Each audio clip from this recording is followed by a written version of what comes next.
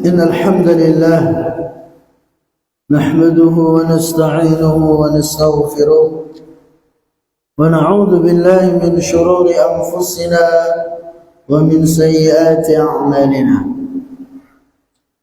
من يهده الله فلا مضل له ومن يضلل فلا هادي له، وأشهد أن لا إله إلا الله وحده لا شريك له، وأشهد أن نبينا محمدا عبده ورسوله. يا أيها الذين آمنوا اتقوا الله حق تقاته ولا تموتن إلا وأنتم مسلمون. يا أيها الناس اتقوا ربكم الذي خلقكم من نفس واحدة وخلق منها زوجها وبث منهما رجالا كثيرا ونساء. واتقوا الله الذي تساءلون به والأرحام إن الله كان عليكم رقيبا. يا أيها الذين آمنوا اتقوا الله وقولوا قولا سديدا يصلح لكم أعمالكم ويغفر لكم ذنوبكم، ومن يطع الله ورسوله فقد فاز فوزا عظيما.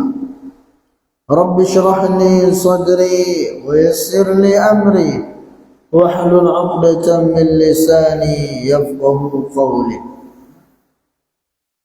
Para jemaah yang mudah-mudahan dimuliakan dan dirahmati oleh Allah Azza wa Jalla, puji dan syukur senantiasa kita panjatkan kepada Allah Subhanahu wa ta'ala atas segala limpahan nikmat dan karunia yang telah Allah Subhanahu wa ta'ala berikan kepada kita semua, terkhusus nikmat iman dan Islam yang merupakan dua nikmat terbesar yang Allah Subhanahu wa ta'ala berikan kepada hamba-hambanya.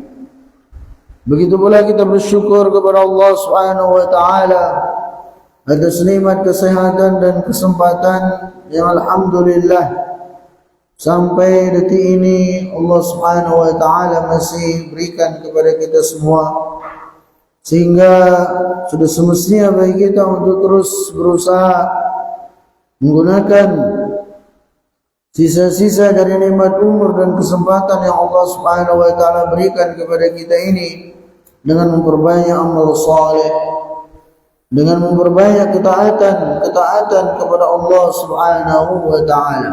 Karena pada dasarnya memang kita diciptakan tujuannya adalah untuk mengabdi, untuk beribadah kepada Allah Subhanahu wa ta'ala. Para jemaah yang mudah-mudahan dimuliakan dan dirahmati oleh Allah Azza wa Jalla, pada kesempatan ini kita akan melanjutkan pembahasan kita dari Kitab Tauhid. Kita akan masuk pada bab yang ke-49. Itu bab yang berkaitan dengan kewajiban kita, ya kewajiban bagi kita untuk menisbatkan nikmat-nikmat itu kepada Allah Subhanahu wa ta'ala. Tidak kemudian kita ya sandarkan atau nisbatkan kepada diri kita, kepada hasil jerih payah kita, namun hendaknya kita nisbatkan nikmat-nikmat tersebut kepada Allah Subhanahu wa ta'ala. Di sini Syekh Muhammad At-Tamimi memberi judul bab ini dengan firman Allah Subhanahu wa ta'ala dalam surah Fussilat ayat 50, di mana Allah Subhanahu wa ta'ala berfirman, "Wala in azaqnahu rahmatan minna min ba'di dharra." Yang artinya, dan tatkala kami menimpakan kepada sebagian manusia itu rahmat atau kebahagiaan dari kami, min ba'di dharra, setelah sebelumnya kami timpakan bencana, kesusahan, la yaqulanna hadzali, Jadi sebagian manusia ketika Allah Subhanahu wa taala berikan kepada dia kebahagiaan, nikmat, setelah sebelumnya ditimpa kemudaratan, ditimpa musibah, dia mengatakan hadzali, ya ini adalah hakku, ini adalah hasil jerih payahku. Ya, dia nisbatkan kepada dirinya, dia sandarkan kepada dirinya. Kemudian dia pun mengatakan wa ma adhunnu as-sa'ata qa'imah, dan aku tidak menyangka hari kiamat itu akan terjadi. Wala irji'tu ila rabbi inna li 'indahu lal husna, dan kalaupun aku dikembalikan kepada Tuhanku, maka aku akan mendapatkan kebaikan di sisinya. Falanunabbi'anna alladhina kafaru bima 'amilu walanuziqannahum min 'adzabin ghalidh, dan sungguh kami akan beritahukan kepada orang-orang yang kafir, kepada orang-orang yang ingkar itu, semua apa yang telah mereka perbuat. Walanuziqannahum min 'adzabin ghalidh, dan kami akan timpakan kepada mereka azab yang pedih.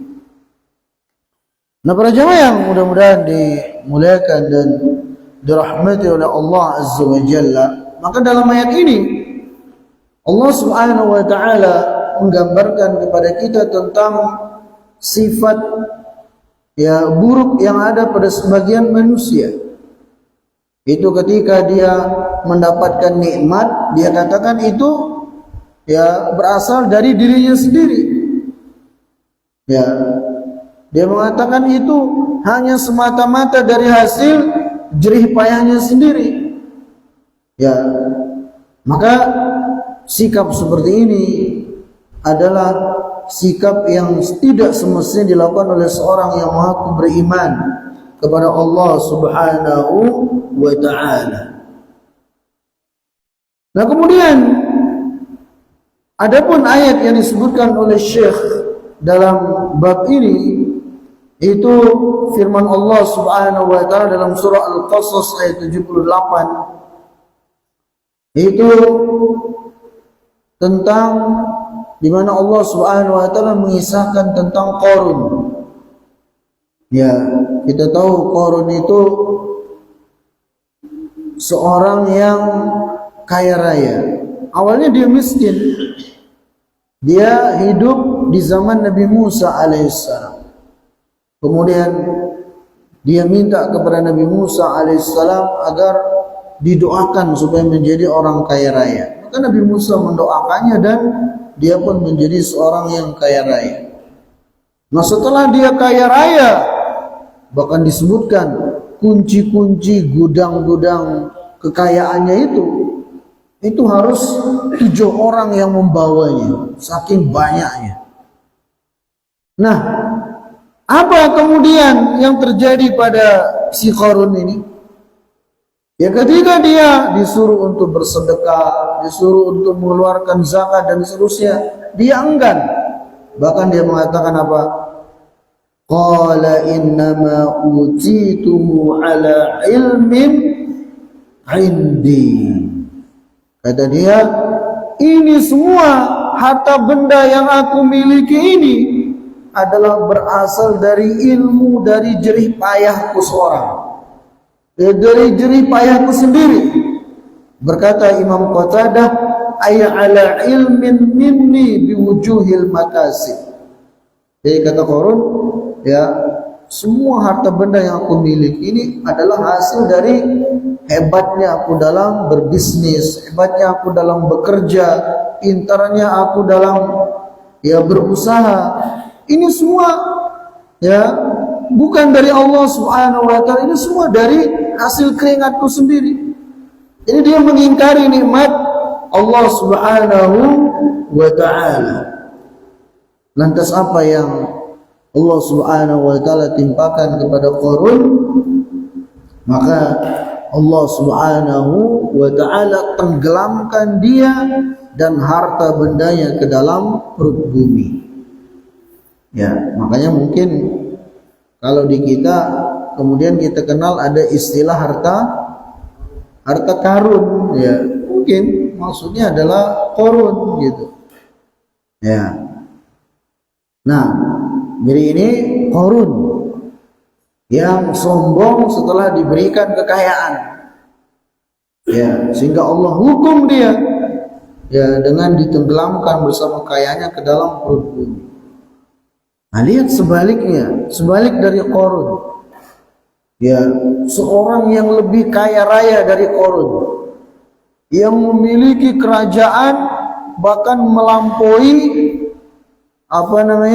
kekuasaannya kepada manusia, bahkan jin tunduk kepada dia, ya hewan-hewan tunduk kepada dia, bahkan angin pun bisa diperintahkan oleh beliau. Siapa?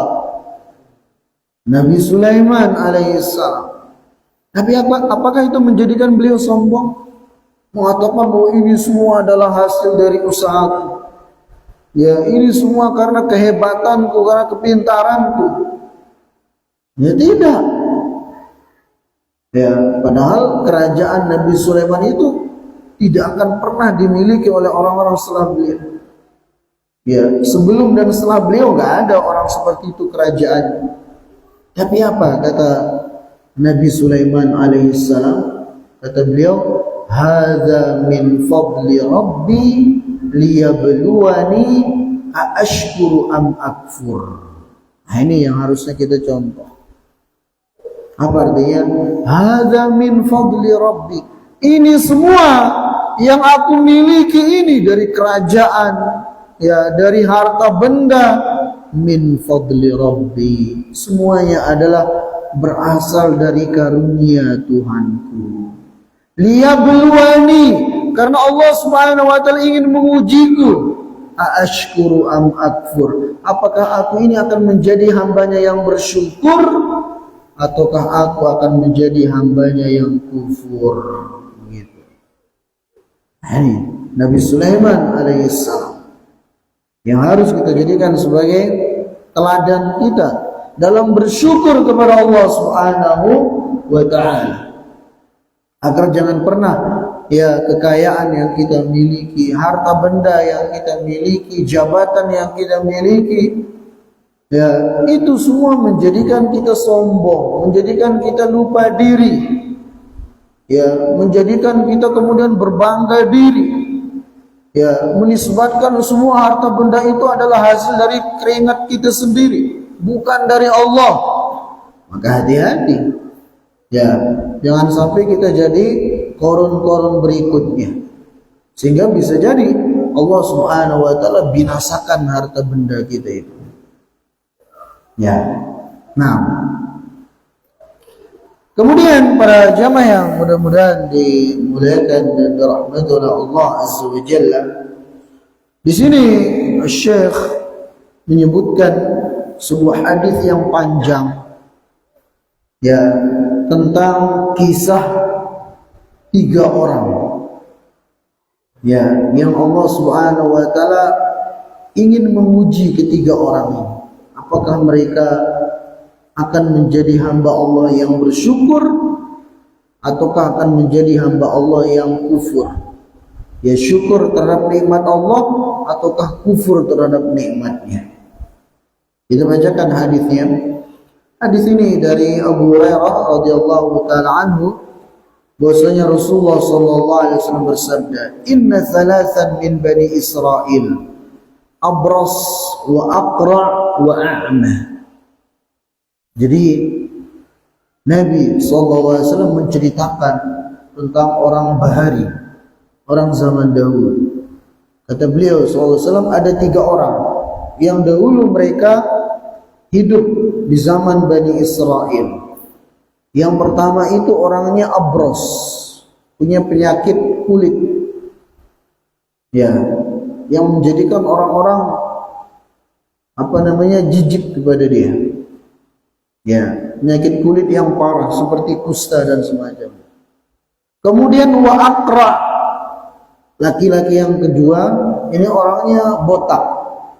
Ya, satu pun tidak ada tumbuh rambutnya, sehingga dia sering diejek-ejek oleh orang. Kemudian yang ketiga wa a'ma, buta. Ya, yang ketiga ini orang yang ketiga ini buta.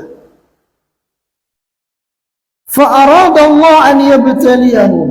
Allah Subhanahu wa taala ingin menguji ketiga laki-laki ini. Faba'atha ilaihim malakan fa'atal abras. Maka Allah Subhanahu wa taala mengutus seorang malaikat. Maka yang pertama kali didatangi oleh malaikat ini adalah laki-laki yang punya penyakit kulit tadi itu. Ya, penyakit kusta atau semacam. Faqala, kemudian malaikat mengatakan, ayyu syai'in ahabbu ilaik? Apa sesuatu yang paling kau senangi? Qala launun hasanun wa jildun hasan yadhhabu anni alladhi qad qadra niyan nasu bih. Kata laki-laki ini, aku menginginkan warna ya kulit yang indah dan kulit yang sehat begitu. Yang ya aku ingin sembuh dari penyakit kulitnya menjadikan orang jijik kepadaku. Qala famasahahu fadhahaba anhu qadarahu fa'u'tiya launan hasanan wa jildan hasanan. Maka malaikat itu mengusap bagian kulit yang sakit dari laki-laki ini, seketika langsung sembuh, kulitnya jadi sehat dan warnanya bagus. Ya, kemudian malaikat ini mengatakan lagi, fa ayyul mali ahabbu ilaik? Harta apa yang paling kau senangi? Qala al-ibil. Kata dia, aku itu paling senang unta. Ya, fa u'tiya naqatan asyra wa qala barakallahu laka fiha. Maka dia pun diberikan unta yang bunting. Kemudian malaikat mendoakannya, semoga Allah Subhanahu wa taala memberikan keberkahan padamu. Maka malaikat itu pergi. Kemudian fa'atal aqra. Yang kedua, malaikat ini pun datang kepada laki-laki yang botak tadi itu. Qala ayyu syai'in ahabbu ilaik? Malaikat itu mengatakan, apa sesuatu yang paling kau inginkan? Qala sya'run hasan yadhhabu anni alladhi qad qadirani an-nas. Kata dia, aku ingin punya rambut yang yang bagus supaya aku terlihat gagah. Ya, karena aku tidak mau lagi diejek-ejek oleh orang. Famasahahu. Maka malaikat pun mengusap kepalanya, fadhahaba anhu wa u'tiya sya'ran hasanan. Maka penyakitnya itu langsung hilang dan seketika tumbuh rambut yang menjadikan dia gagah. Ya, faqala ayyul mal ahabba ilaik? Kemudian malaikat itu nanya lagi, apa harta yang paling kau senangi? Qala al-baqar. Maka laki-laki ini mengatakan, saya itu senang sapi. Fa'utiya baqaratan hamilan. Maka dia pun diberikan sapi yang bunting. Kemudian malaikat mengatakan, barakallahu laka fiha. Semoga Allah Subhanahu wa taala memberikan keberkahan kepadamu padanya. Kemudian malaikat pun pergi. Fa'atal a'ma.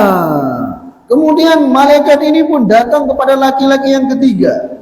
Yang apa tadi? Yang buta. Faqala ayyu syai'in ahabbu ilaik? Malaikat itu mengatakan, apa sesuatu yang paling kau inginkan?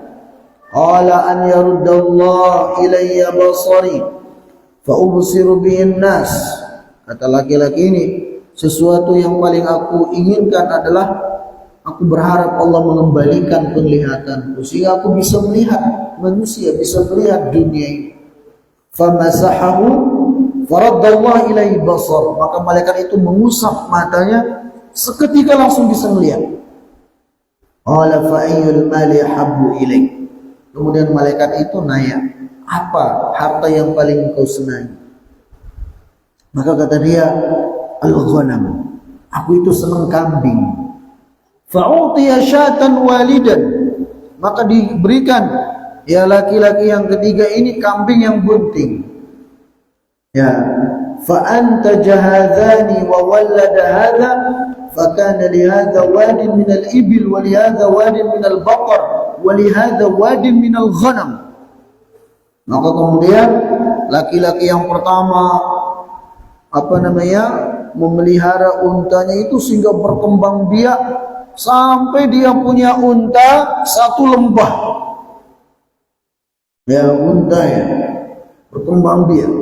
Begitu pula yang kedua, sapinya itu dia pelihara sampai dia punya satu lembah sapi.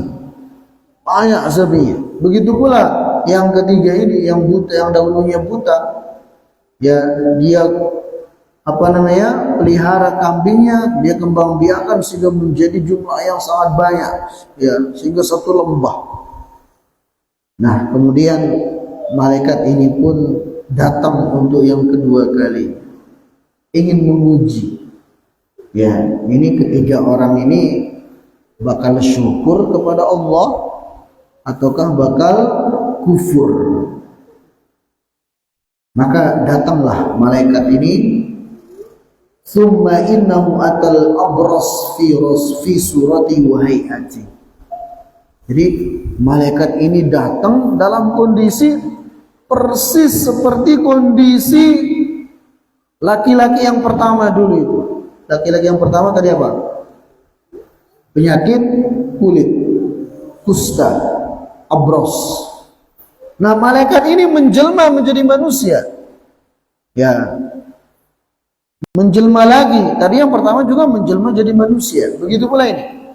Malaikat ini menjelma jadi manusia, kondisinya persis seperti dia, sedang terkena penyakit kulit, abros, kusta. Kemudian dia pun datang kepada laki-laki yang pertama ini. Dia pun mengatakan, rajulun miskin wa ibnu sabil qad inqata'at bil hibal fi safari. Kata dia, saya ini ya laki-laki miskin. Saya ini sedang dalam perjalanan safar. Saya ini bekalnya habis.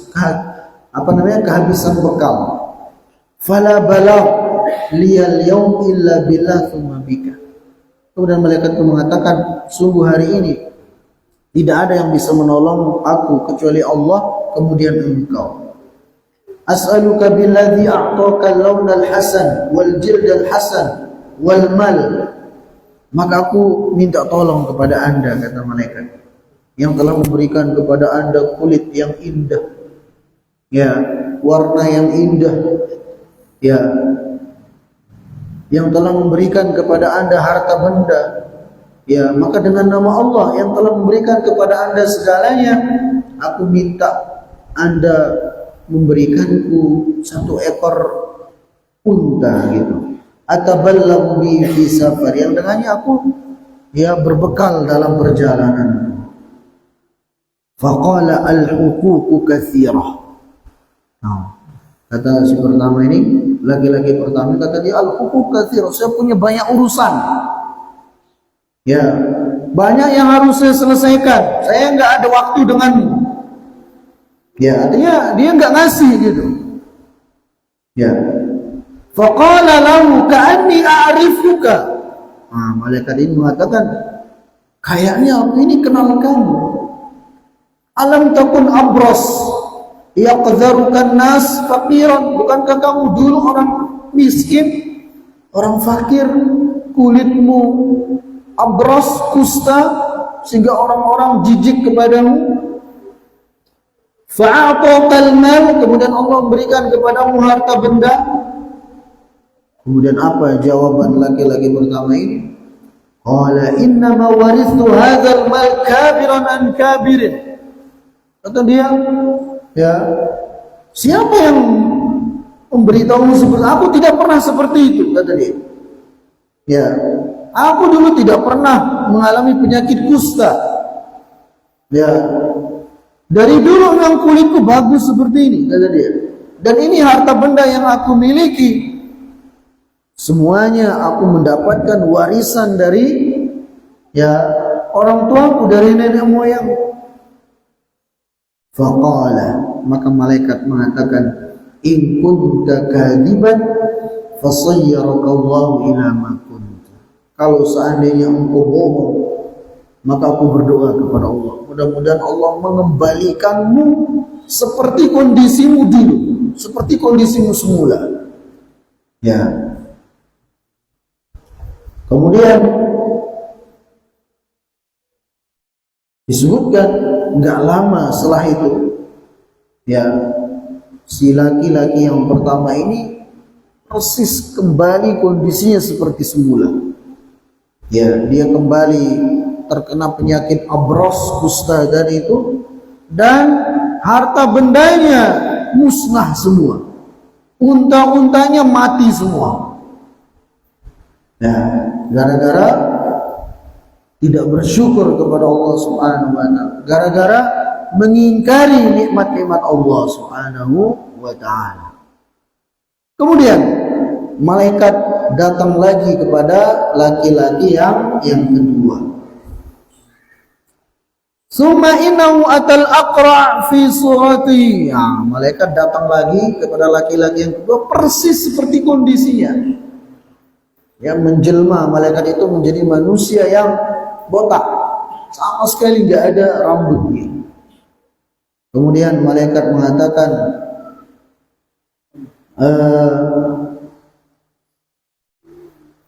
faqala lahu mithla ma qala li hadha wa radda alaihi mithla ma radda alaihi hadha.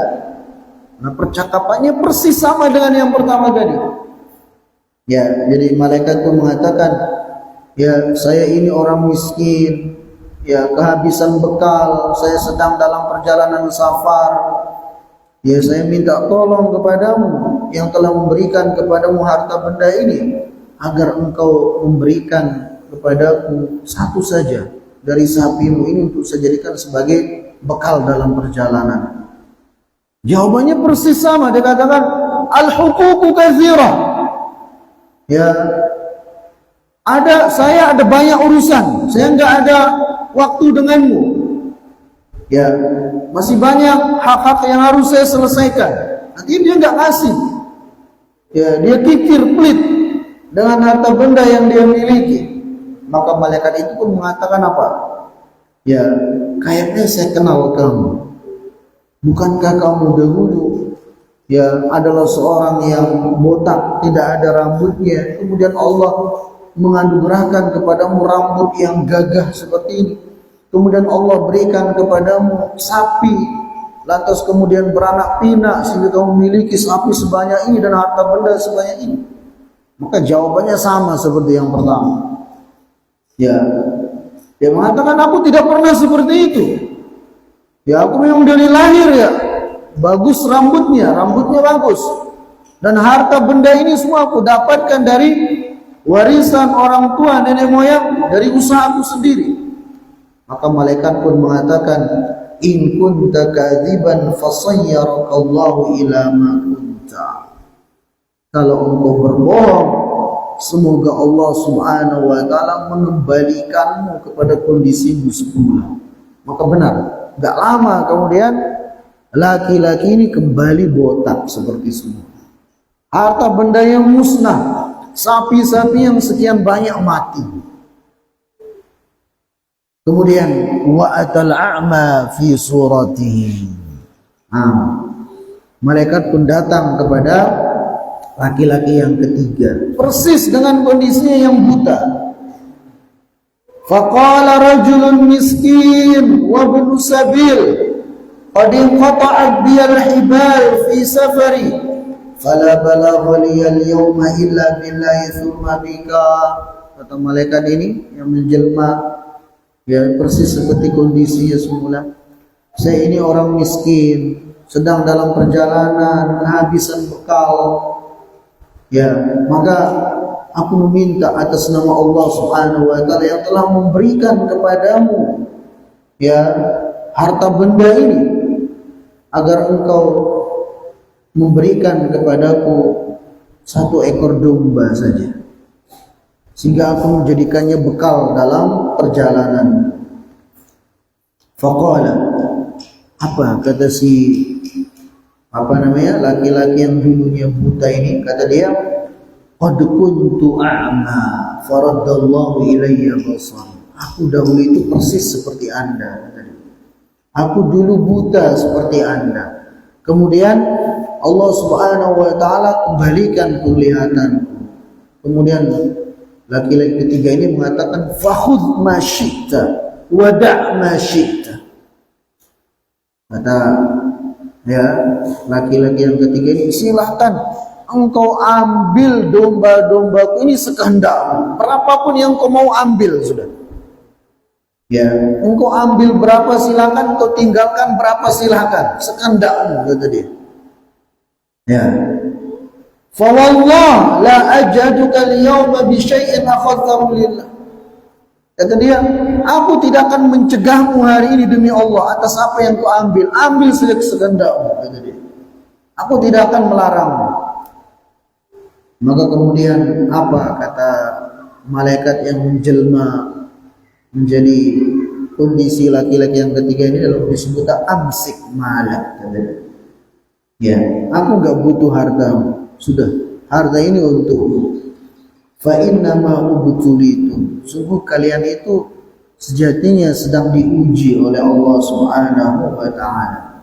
Faqad radiyallahu anka wa sakhita ala sahibaika. Kata malaikat itu, sungguh Allah Subhanahu wa taala telah ridho kepada Anda. Karena Anda bersyukur kepadanya. Ya, Anda tahu diri, ya, menisbatkan nikmat harta benda itu kepada Allah, sehingga Anda pun memberikan bantuan kepada orang-orang yang membutuhkan. Maka sungguh Allah Subhanahu wa taala telah ridho kepada Anda, dan Allah Subhanahu wa taala telah murka kepada kedua kawan Anda. Ya, itu laki-laki yang pertama dan yang kedua itu. Nah ini, ya, hadis ini derajatnya ya sahih diriwayatkan oleh Imam Bukhari dan Muslim. Nah, para jamaah yang mudah-mudahan dimuliakan dan dirahmati oleh Allah Azza wa Jalla, ya, dari hadis ini ya menunjukkan kepada kita ya banyak sekali faidah-faidah. Ya, pertama menunjukkan kepada kita tentang perintah agar kita mengambil pelajaran dari kisah-kisah orang terdahulu, di mana Nabi SAW mengisahkan ini supaya kita bisa mengambil pelajaran, ya, tentang apa yang terjadi terhadap orang-orang terdahulu sehingga mereka ditimpa murka Allah Subhanahu wa taala, atau apa yang dilakukan oleh orang-orang terdahulu sehingga Allah Subhanahu wa taala ridha kepada mereka. Nah, maka kisah-kisah seperti ini perlu kita baca supaya kita bisa mengambil pelajaran-pelajaran darinya. Nah, kemudian juga sesuai dengan bab yang kita bahas sekarang ini, ya ini menunjukkan kepada kita bahwasanya seorang yang kufur nikmat, ya, itu Allah Subhanahu wa taala ya cepat atau lambat akan hinakan dia. Kalaupun tidak di dunia, pastinya nanti di akhirat. Ya, orang-orang yang kufur terhadap nikmat Allah Subhanahu wa taala, seperti Qarun tadi, disegerakan langsung dibinasakan di dunia, ditenggelamkan bersama harta benda. Begitu pula ini. Ya, yang pertama yang Abros dengan yang Aqra itu di dunia langsung Allah kembalikan kondisinya seperti semula. Harta benda yang dia miliki Allah Subhanahu wa taala musnahkan. Maka hati-hati kita jangan selalu menjadi orang yang kufur nikmat. Ya, sebaliknya jadilah kita seperti si buta ini. Ya, yang dia mensyukuri nikmat Allah Subhanahu wa taala sehingga Allah pun tambah kepada dia nikmatnya.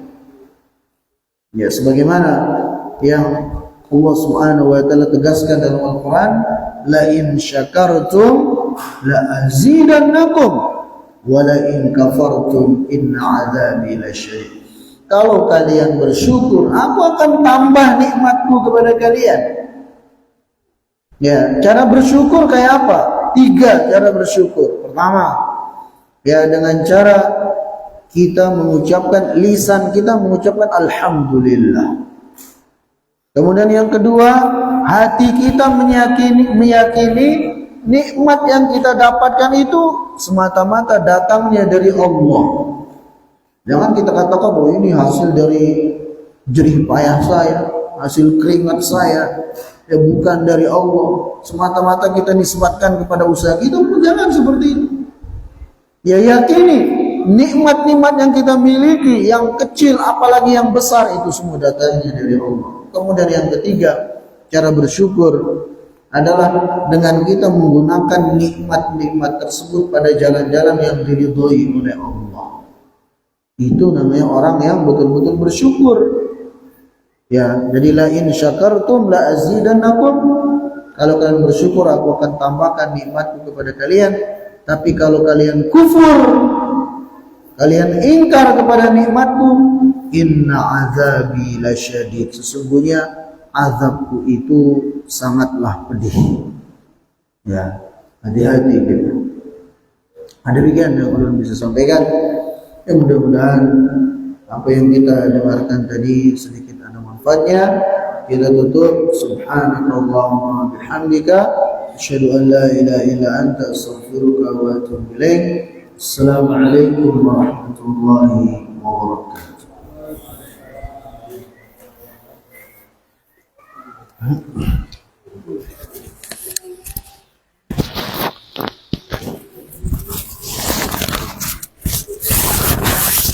Allahu